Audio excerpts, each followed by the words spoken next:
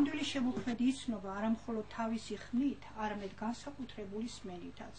იმ უცნაური ნიჭით, რომელიც მას საშუალებას აძლევს სამყაროს ურიცხვ ხმათა შორის შენიშნოს ჩვენთვის შეუმჩნეველი უცნობი ხმების. მხოლოდ ნამდვილი პოეტის გაფართიზებულ ყურთასმენას შეეძლო გაეგონა ეს საოცარი, მარადიული ხმა, რამდენი საგულისხმო რამ არის ნათქვამი ამ უბრალო სიტყვებით, რა სადად, რა არახელოვნურად, ამავე დროს რა ზუსტად, რომ მტკვარი ოხრავს, როგორც ყოველთვის, როცა მეტეხთან ახლოს ჭირსაგელოვანის მიერ აღმოჩენილი ეს იდუმალი ხმა ქართული პოეზიის თანამდელ ხმათა რიგში დარჩება სამუდამოდ. თეთრი მიწა, დედამიწა შეიმოსა, თეთრი სამოსელით, თეთკარავებს დაემგვანნენ, ატეხილი მთები. აგლიჯა ყველა აფრები, და შენზე დარჩი დამთენებია. მგზავრი ვარ, შენზე ფიქრებს ულდები, და აჩდილებთან თამაშს უნებელს.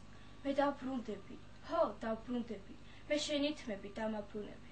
ხელვებძოდი ცეცხლ დაუნაგარს და საშინელი ბრძოლების ნიში მე მომეჩვენა სადგა ჩვენს უკან აელვებული იდგა თბილისი ორთა ჭალაში ყვაოდა ნუში თაწმიდის მხრებზე მზე იწვა თითქოს და შენ ძვირფასო ამ გაზაფხულში როგორც ყოველთვის მოჰგავდი ხვითოს.